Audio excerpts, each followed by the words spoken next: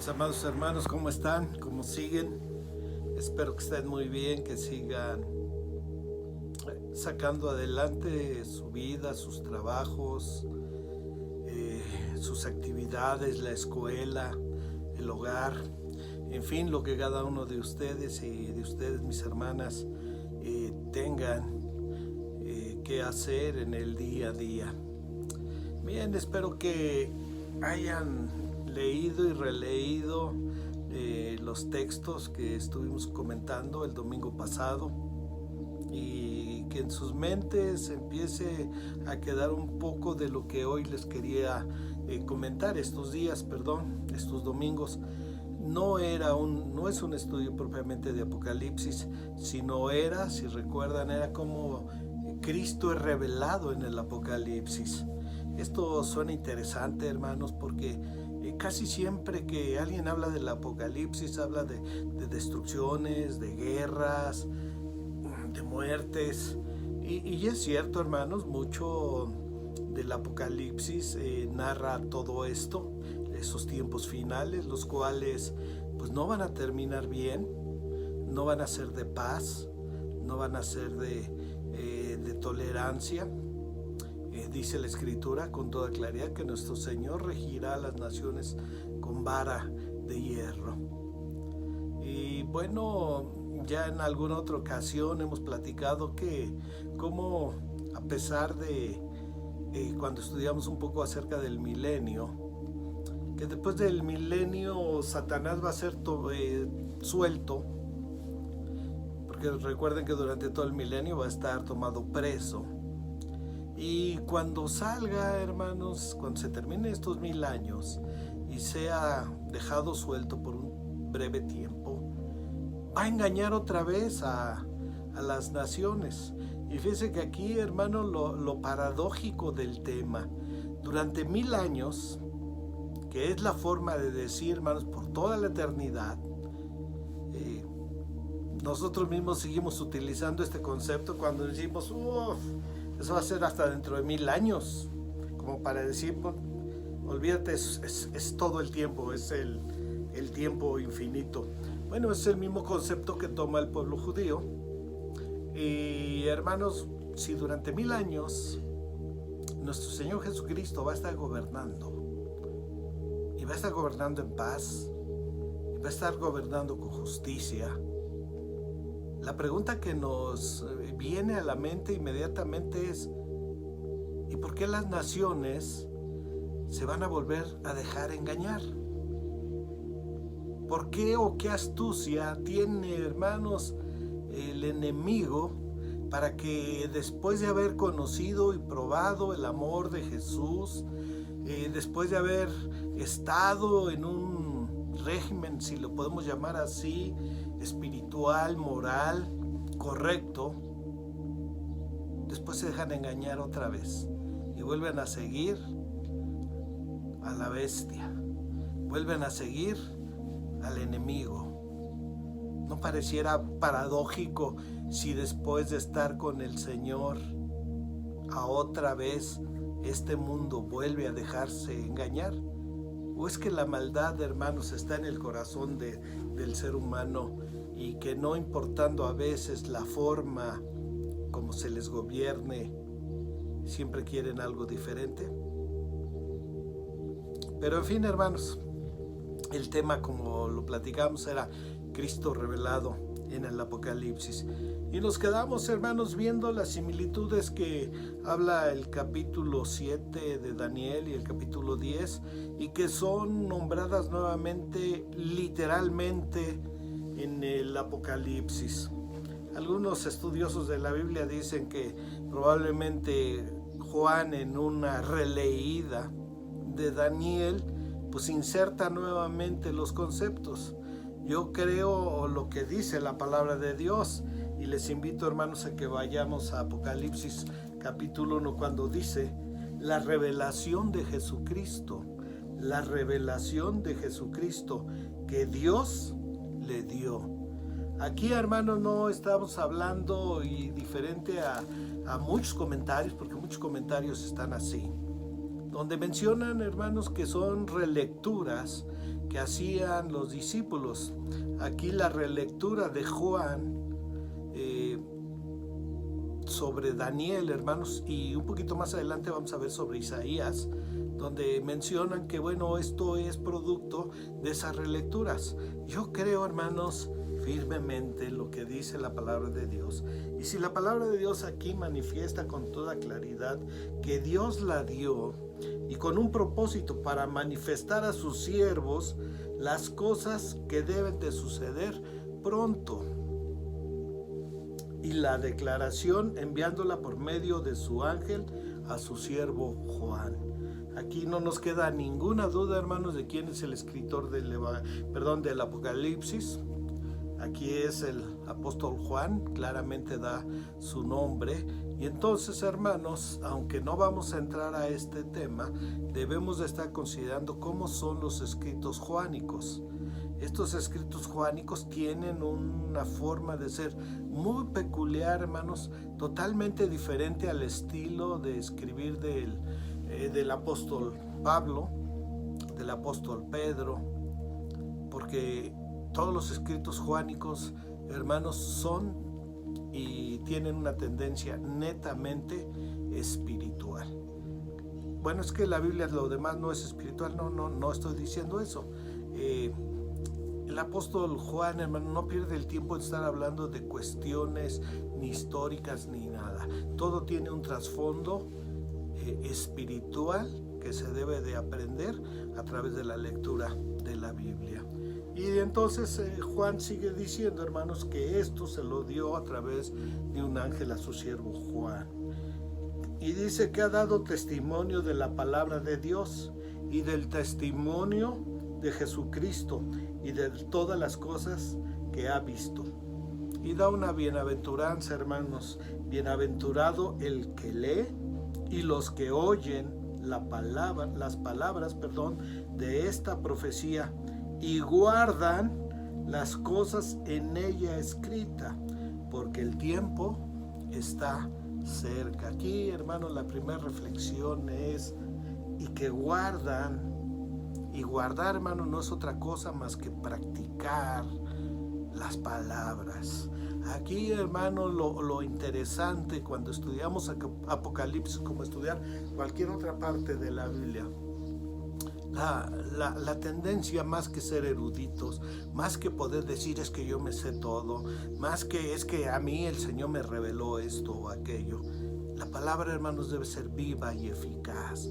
Debe de hacer eco en el corazón del oyente. Debe de ser, hermanos, carne. Debe de ser alimento. Debe de ser, hermanos, conocimiento, pero conocimiento para practicarse. Esto es la palabra guardar. Los que guardan las cosas en ella escrita, porque el tiempo está cerca. ¿Qué tan cerca está el tiempo del Señor, hermanos? Yo no lo sé. Yo siempre comento y a veces tengo mis fricciones, si le podemos llamar así, con muchos hermanos, porque me dicen, el tiempo del Señor está cerca. Y yo digo, amén, está cerca. Pero el tiempo del Señor no es nuestro tiempo, hermanos. Y el tiempo del Señor tampoco son los tiempos de aquellos eruditos que sacan fechas. Es cierto, el tiempo del Señor está cerca. Nada más que tal vez cerca para nosotros puede ser mañana, puede ser al rato. Y para el Señor cerca pueden ser otros años más, otro tiempo más.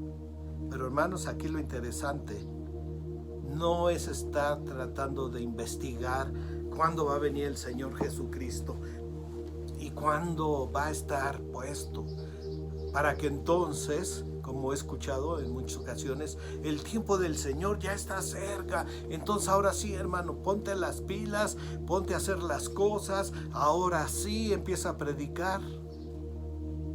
Y dice la Escritura, hermano, estas palabras son para que las guardes, es decir, para que las practiques, con o sin la inmediata venida del Señor Jesús.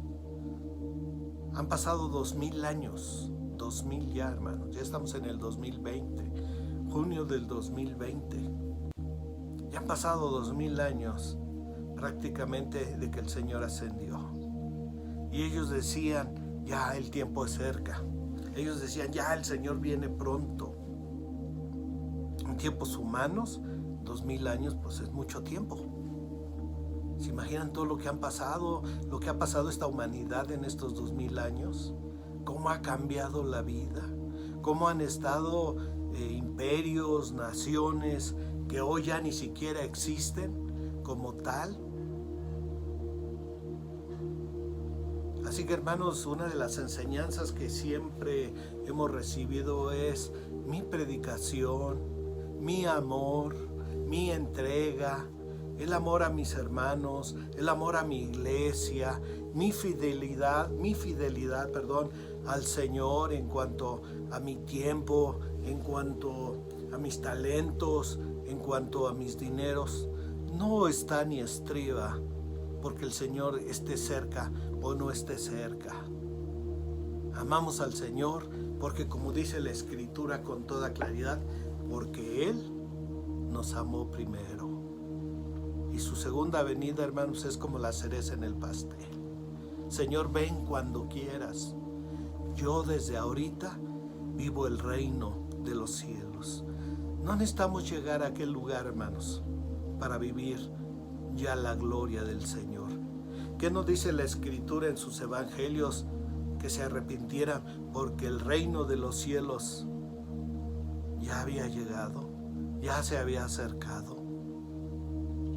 Así que, hermanos, nuestra predicación, nuestro amor, nuestra entrega, hermanos, que no esté basada en porque alguien nos predica, el Señor ya está pronto.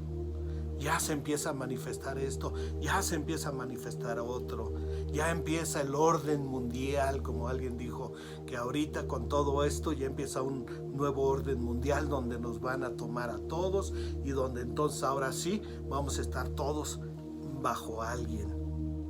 Vamos a esperar, hermanos, a ver qué pasa. Pero no estemos, hermanos, supeditados en nuestra predicación a estos eventos. No, hermanos, el Señor nos mandó a predicar, el Señor nos mandó a amar, el Señor nos mandó a hacer en todo tiempo. Imagínense que los de hace 1500 años, hace 1000 años, hace 500 años, hubiesen dicho, no, pues vamos a esperar a que se empiecen a dar las manifestaciones. Y que, como les decía el domingo pasado, hermanos, muchos han profetizado. Y bueno, ha habido sus momentos y sus porqués. Y fíjense que no pareciera que están tan errados cuando unen esto con lo otro. Pero, hermanos, después pasa el tiempo y no. Les hablaba de Gorbachev hace 8 días, hermanos. Hoy les podía estar también mencionando, recuerdo haber leído por ahí uno de los libros donde el anticristo perfectamente le quedaba a Hitler. Y empezaron a tener todas las versiones y todas las opiniones y encajarle todos los textos. Y como el sufrimiento del pueblo judío en los campos de exterminio. Y entonces decían, bueno, pues estos ahora sí ya. No que vaya a venir pronto el Mesías, ya está aquí actuando ese hombre inicuo que dice la Biblia, hermanos. Y bueno, prácticamente decían que Hitler era el anticristo. Bueno, pues eso ya pasó, ya se murió, ya pasaron muchos años de esto y bueno, hermanos, aquí seguimos. Por eso siempre mi predicación y mi comentario es, hermanos, no prediquemos el evangelio por si el tiempo está cercano o no. Este evangelio es de vivirse todos los días. Si el Señor va a venir la próxima semana, gloria a Dios, hermanos. Si el Señor va a tardar 1 año, gloria a Dios. Y si va a tardar 10, 15 o 20 o 50 o 100 años más, que no lo sé, hermanos, yo debo de predicar todos los días, no porque el Señor esté cerca o no, sino que para eso nos rescató y nos salvó, hermanos, y nos dio la encomienda de predicar el evangelio. Entonces yo le invito, hermanos, a que a que no caiga en la distorsión de que ahora sí hay que salir a predicar porque el tiempo se acerca. No, hermanos, hay que salir a predicar porque el Señor nos lo mandó y porque el Señor, como dice otra de su escritura y lo repito, no amamos a Dios porque querramos, sino lo amamos porque Él nos amó primero. Bien, hermanos, regresamos entonces. ¿Se acuerdan que estamos en Daniel, capítulo 7? Les invito a que busquen rápidamente, hermanos, en sus Biblias, el capítulo 7 de Daniel, verso número 14, y ya lo habíamos leído, y le dice, y le fue dado, esto de a quién es, al Hijo del Hombre. ¿Quién es el Hijo del Hombre? Este es un concepto joánico, hermanos. El Hijo del Hombre es un concepto joánico, es donde encontramos la revelación de que nuestro Señor Jesucristo es el Hijo del Hombre. Y le fue dado dominio, gloria y reino para que todos los pueblos, naciones y lenguas le sirvieran. Su dominio es dominio eterno que nunca pasará y su reino uno que no será destruido. Cuando el Señor Jesús venga, hermanos, y levante a su iglesia y también restaure a su pueblo, va a ser un reino único que no va a poder ser destruido, hermanos. Cuando el Señor Jesús vuelva por segunda vez, será de una vez, ahora sí y para siempre. Ya no va a haber otra segunda ascensión y después otra tercer venida, hermanos. No, aquí el Señor terminará y culminará los planes que tiene para la humanidad. Bien, y esto mismo lo habíamos encontrado en Apocalipsis. Si vamos al libro de Apocalipsis, que es correcto decir en este caso el libro de Apocalipsis, no es propiamente una carta. Encontramos, hermanos, en el capítulo 5, verso 13, justamente lo mismo. Esto es con lo que terminamos el domingo pasado.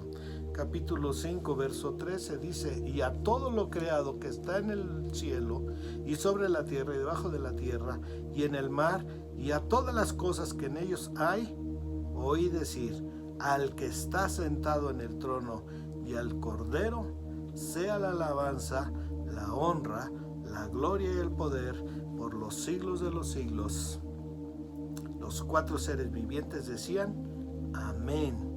Y los 24 ancianos se postraron todos sobre sus rostros y adoraron al que vive por los siglos de los siglos. Daniel decía, cuando venga el Hijo del Hombre, recibirá todos los tronos, recibirá todos los reinos, recibirá todo el dominio. Y hermanos, cuando venga el Señor Jesús, va a reclamar todo para sí. Y por eso más adelante en esta carta o en este libro de Apocalipsis encontramos que dice, y en su muslo tenía un nombre que decía, Rey de Reyes y Señor de Señores. Amén, hermanos. Gloria sea a nuestro Dios. Bien, Daniel 10:5, habíamos dicho, hermanos, que la vestidura del Cordero va a ser de lino fino y que tenía, hermanos, un cinturón. Vayamos otra vez a Daniel, capítulo 10, verso 5. Daniel 10:5. Dice, y alcé mis ojos y miré, he aquí un varón vestido de lino y ceñidos sus lomos de oro, de Ufaz. Ufaz es un lugar, hermanos, un lugar donde se comenta o se creía que que el oro era un oro de mucha calidad. Yo no conozco de esto, hermanos, pero bueno, era un oro diferente, tal vez cuando ellos lo trabajaban, y era un oro que podían decir que era de excelente calidad. Ceñirse los lomos, como a nosotros, hermanos, la parte de arriba es la que nos dicen que es el lomo, ¿verdad? Y a veces hasta cuando nos caemos dice, pues se dio un lomazo. Hermanos, ceñirse realmente era tomar la parte baja de la túnica, subirla, hermanos, y amarrarla a la cintura para entonces ahora sí poder hacer ciertas actividades. Imagínese que usted quiera correr con una túnica, pues no se puede. Trabajar con una túnica no se puede. Luchar con una túnica no se puede. Entonces por eso se ceñían, hermanos, se amarraban a la cintura un tipo de cinturón de tela, y eso era ceñirse. Pero se iban a ceñir con un cinturón de ¿qué, hermano? De oro, dice la Escritura. Y si nos vamos a Apocalipsis capítulo 1, verso 13, 1:13, dice exactamente lo mismo. Y en medio de los 7 candeleros a uno semejante a quién, al Hijo del Hombre. Le digo que esta es una expresión juánica. En todos los escritos del apóstol Juan encontraremos esta expresión. Uno semejante al Hijo del Hombre, vestido de una ropa que llegaba hasta los pies y ceñido por el pecho con un cinto de oro. Justamente lo mismo que dice Daniel, hermanos. Una vestidura hermosa, blanca, y engalanado, hermanos, era la palabra que no encontraba, con un cinturón de oro. Debe de verse precioso eso, hermanos. Así se ve y se viste nuestro Señor. Daniel 10:6. Daniel 10:6, hermanos. Otra vez regresemos al Antiguo Testamento, al libro de Daniel, capítulo 10, verso 6. Y dice: su cuerpo era como de berilio, y su rostro parecía un relámpago, y sus ojos como antorcha de fuego, y sus brazos y sus pies como de color de bronce bruñido, y el sonido de sus palabras como el estruendo de una multitud. ¿Cómo era aquel que iba a venir para tomar el reino de Dios, hermanos? Bien, regresamos a Apocalipsis 1:14. Dice: su cabeza y sus cabellos eran blancos como blanca lana, como nieve, sus ojos como llama de fuego. Y es justamente como lo vimos. Sus ojos, estoy regresando a Daniel, capítulo 10, verso 6, dice: y sus ojos como antorchas de fuego. Y Apocalipsis dice: sus ojos como llama de fuego, que es exactamente lo mismo, hermanos. Bien, ahora veamos, hermanos, en Apocalipsis 2:18. Apocalipsis 2:18. Y escribe al ángel de la iglesia en Tiatira: el Hijo de Dios, el que tiene ojos como llama de fuego y pies semejantes que al bronce bruñido, dice esto. Si regreso a Daniel capítulo 10, dice a la mitad del verso 6: y sus brazos y sus pies como de color de bronce bruñido. Y en Apocalipsis dice que sus pies eran como de bronce bruñido, hermanos. Todo lo que estaban profetizando en el Antiguo Testamento lo vamos a encontrar, hermanos, revelado en el Nuevo Testamento acerca de nuestro Señor Jesucristo. Y leímos en Daniel también, hermanos, que sus palabras eran semejantes al ruido de una multitud. Y si vemos Apocalipsis 1:15, dice al final del verso 15: y su voz como estruendo de muchas aguas. Igual que como dice Daniel, su voz, sus palabras eran como el rumor de una multitud. Apocalipsis dice era como del estruendo de muchas aguas. Y en el capítulo 2, verso 18, vamos a encontrar, vuelve a decir lo de los pies, hermanos. Muy bien, aquí entonces, como se podrán dar cuenta, hermanos, Daniel empieza a tomar toda la referencia de nuestro Señor Jesucristo, y el apóstol Juan, hermanos, cuando empieza a escribir, habla precisamente de esto. Y así entonces miramos cómo Daniel va, hermanos, profetizando todo acerca de nuestro Señor Jesucristo, que se ve manifestado después en Apocalipsis. Pero fíjense que no solamente es el profeta Daniel, sino también el profeta Isaías. Muchas de sus profecías, muchos de los nombres que el profeta Isaías le da a Dios se ven manifiestos en el Apocalipsis, hermanos.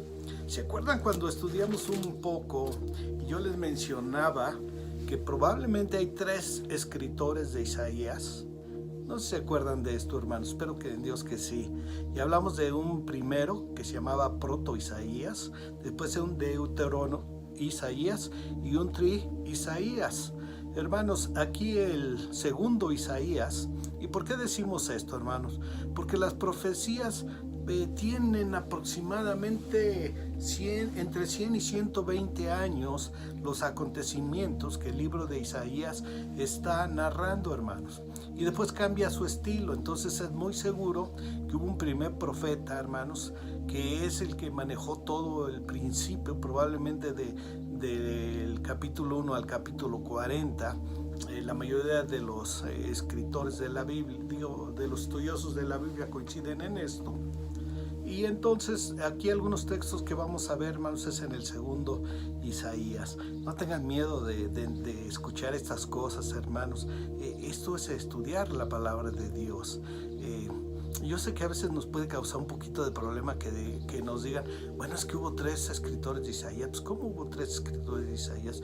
Pues sí, hermanos, así también como de Jeremías, y así también, hermanos, como el libro de Samuel. Pues si hay libros que narran la muerte de los escritores, pues es obvio, muy obvio, hermanos, que después alguien siguió su ministerio. Aún del mismo Moisés, cuando narran su muerte, cómo fue sepultado, etc. Y termina hablando de sus características, que no había ningún varón más manso que él sobre la tierra. Pues es muy seguro, hermanos, que eso no lo escribió él mismo, sino ya fue el que venía detrás de él. Entonces así, hermanos, en Isaías vamos a encontrar profecías, hermanos, o cuando Isaías habla a su pueblo de los nombres de Dios. Vamos a empezar a ver algunos ejemplos. Miren, vean su Biblia en Isaías, por favor, y ahora está pasando de Isaías a Apocalipsis, capítulo 41, Isaías capítulo 41. Fíjense lo que dice el verso 4. ¿Quién hizo y realizó esto? ¿Quién llama las generaciones desde el principio? Y dice, yo, Jehová, el primero, y yo mismo con los postreros. En otras palabras, yo, Jehová, el primero y el último. Y fíjense lo que dice Apocalipsis en el capítulo 22, en el verso 13, hermanos. Si ya lo tiene por ahí, dice, yo soy el alfa y la omega, el principio y el fin, el primero y el último. Y estas son palabras de nuestro Señor Jesucristo, hermanos, que muchas de nuestras Biblias, como ya lo hemos comentado, las enmarcan en color rojo cuando son palabras directamente de nuestro Señor Jesucristo. Y aquí el Señor Jesucristo está utilizando el mismo concepto que utilizaba Isaías para hablar de nuestro Dios, que era el principio y el fin, o el primero y el último. Y dice el Señor Jesús, yo soy el alfa y la omega. Fíjense otra característica adecuada, bonita, hermanos. Regresemos a Isaías, pero ahora al capítulo 65. Capítulo 65, en el verso 16. Fíjense lo que dice. El que se bendijere en la tierra, en el Dios de verdad se bendecirá. Y el que jure en la tierra, por el Dios de verdad jurará, porque las angustias primeras serán olvidadas y serán cubiertos de mis ojos. El que se bendijere en el Dios de la verdad. Una de las formas, hermanos, de la traducción de la palabra amén es así sea, o la verdad, o, hermanos, es un hecho. Estos 3 conceptos podíamos tomarle. En Apocalipsis 3:14, vamos ahora al libro de Apocalipsis, capítulo 3, verso 14, donde dice el Señor Jesucristo, porque todas estas palabras están con rojo. y escribe al ángel de la iglesia en la Odisea: he aquí el amén. He aquí el amén. En el Antiguo Testamento dice que nuestro Dios es el verdadero. Y Jesús dice: yo soy el amén. En otras palabras, yo también soy el verdadero. 3:7, hermanos. Ahí mismo, para no cambiarle.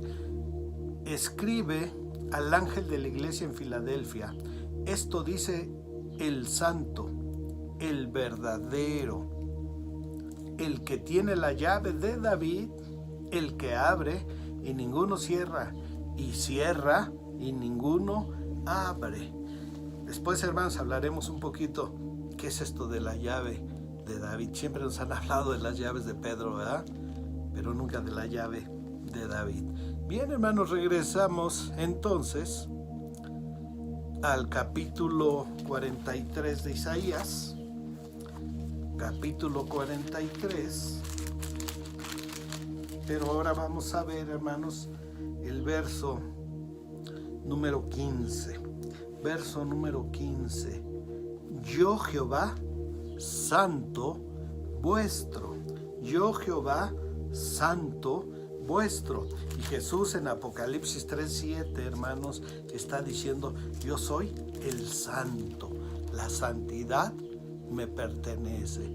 Y el Antiguo Testamento, hermanos, principalmente Isaías, solamente puede reconocer a un solo santo: Jehová de los ejércitos. Él es el santo de Israel, hermanos. Y el Señor Jesucristo es revelado en el Apocalipsis como el santo. Veamos otra característica, hermanos. Ya que estamos en Isaías, buscamos el capítulo 49. Capítulo 49, verso 10. Si ya lo tiene, hermano, dice así: no tendrán hambre ni sed, ni el calor ni el sol los afligirá, porque el que tiene de ellos misericordia los guiará y los conducirá a manantiales de aguas. A manantiales de agua.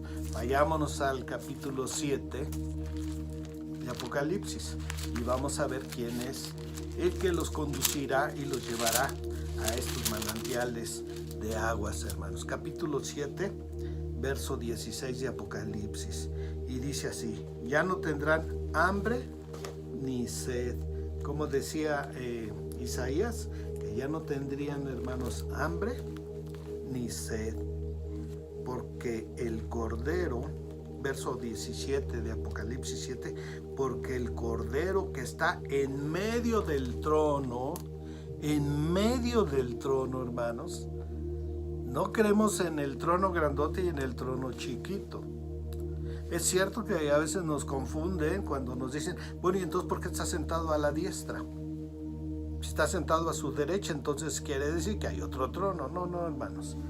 Dice con toda claridad Apocalipsis: porque el que está en medio, el Cordero que está en medio del trono, los pastoreará y los guiará a fuentes de aguas de vida, y Dios enjugará toda lágrima de los ojos de ellos. El que los conducirá. Mientras Isaías está diciendo que es Dios, Apocalipsis dice el Cordero, nuevamente igualando los nombres de Dios de Isaías, hermanos, con los nombres del Cordero. Y por último, si queremos ver, hay en Isaías 65:16, que ya también lo leímos, pero solamente hicimos énfasis en uno de los nombres de Dios. Fíjese lo que dice nuevamente el verso 16: el que se bendijera en la tierra, en el Dios de verdad se bendecirá, y el que jurara en la tierra, por el Dios de verdad jurará, porque las angustias primeras serán olvidadas y serán cubiertas de mis ojos. El Dios de verdad, el Dios de verdad. Y nuevamente regresamos a Apocalipsis capítulo 3, verso 7, hermanos. Capítulo 3, verso 7. Dice: escribe al ángel de la iglesia en Filadelfia. Esto dice el santo, ahí fue donde nos quedamos. El verdadero, el que tiene la llave de David. Hermanos, Dios es el verdadero. Cristo es el verdadero también. ¿Cómo ve, hermano? ¿Cómo ve que los profetas del Antiguo Testamento profetizaban, hermanos, al Señor Jesucristo? Y ahora Apocalipsis, hermanos, nos revela que todas las profecías, que todo lo que decían los profetas era, hermano, para revelar al Señor Jesucristo. El Apocalipsis revelando a nuestro Señor Jesucristo. Ciertamente, hermano, el que vendrá a juzgar las naciones con vara de hierro, pero también, hermanos, el que vendrá para conducir a su congregación, para conducir a su pueblo, para conducir a su iglesia, hermanos, a esas aguas preciosas. Apocalipsis, hermanos, vuelve a decir que Jesús es el principio de la creación. Este es un término joánico, hermanos. Por eso el concepto en el primer capítulo del Evangelio de Juan habla, hermanos, de que todas las cosas fueron hechas por el Señor Jesús y para el Señor Jesús, y que en Él subsisten todas las cosas, y que nada de lo que hay hubiese sido hecho si no hubiese sido hecho por Él mismo y para Él mismo. Por eso, hermanos, el mismo Apocalipsis, y si busca capítulo 21, verso 6, Apocalipsis capítulo 21, verso 6, dice: y me dijo, hecho está, hecho está. Esto nos le lleva a pensar cuando el Señor Jesucristo dijo, consumado es, hecho está, consumado es. Yo soy el alfa y la omega, el nombre de Dios, el primero y el último, el principio y el fin. El principio y el fin. Al que tuviere sed, yo le daré gratuitamente de la fuente del agua de la vida. Isaías 55, capítulo 55, verso 1, hermanos. Dice: a todos los sedientos, venid a las aguas. Y los que no tienen dinero, venid, comprad y comed. Venid, comprad sin dinero y sin precio vino y leche. La gloria del Señor, hermanos, la salvación del Señor no se gana con dinero. El Señor abre sus brazos amorosos y dice: vengan, vengan y compren sin dinero. ¿Y qué es, hermanos, lo que está invitando a que vayamos y compremos sin dinero? No es otra cosa más que el amor de nuestro Señor Jesucristo. De gracia somos salvos por medio de la fe, hermanos, por medio de la fe en el Señor Jesús. Él hizo su obra, Él hizo su trabajo, Él nos redimió, hermanos. Y saben también que ganó con esto, aunque ya lo tenía como Dios. Apocalipsis 19, verso 6.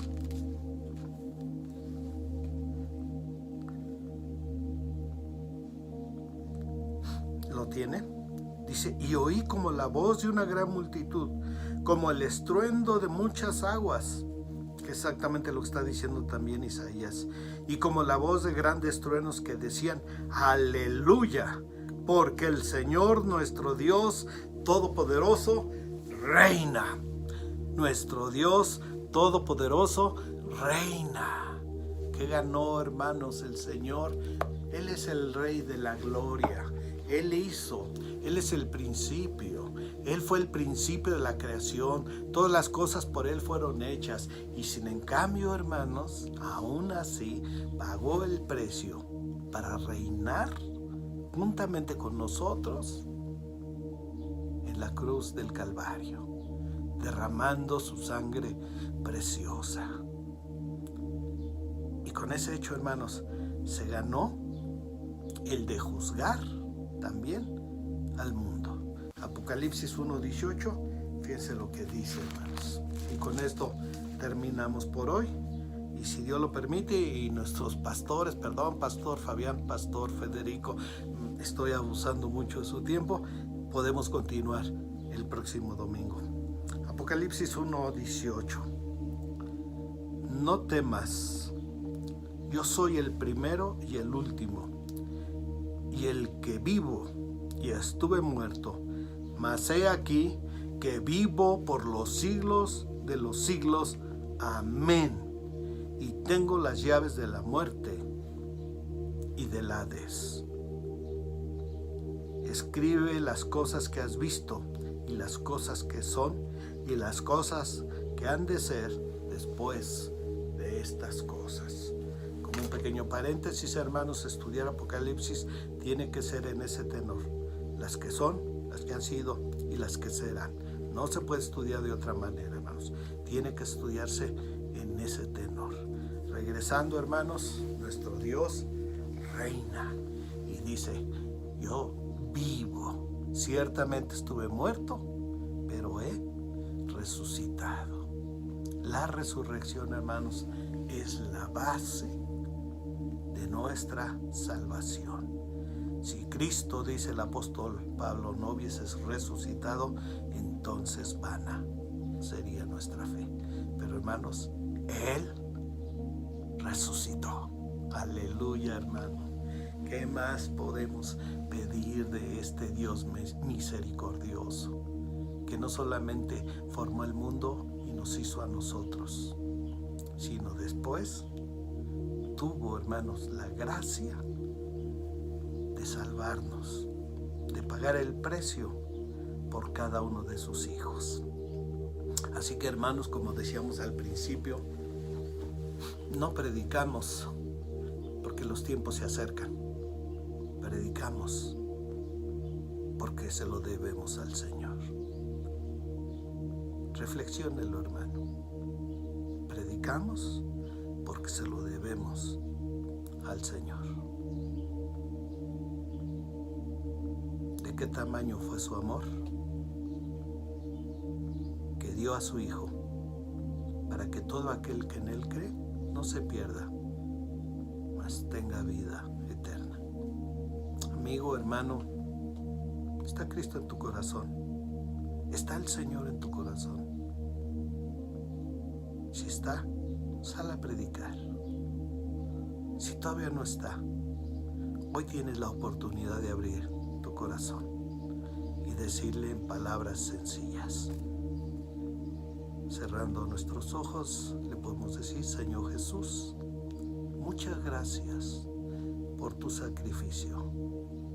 Muchas gracias por tu sangre derramada en la cruz del Calvario. En esta tarde, en esta mañana, te reconozco como mi Señor y mi Salvador. Pongo mi vida en tus manos. Haz tu obra en mi vida. En el nombre precioso del Señor y Salvador Jesucristo. Amén. Bien, hermanos, si nuestros amados pastores, espero que sí, nos permitan, nos vemos dentro de 8 días. Que la paz del Señor esté con ustedes. Bendiciones, hermanos.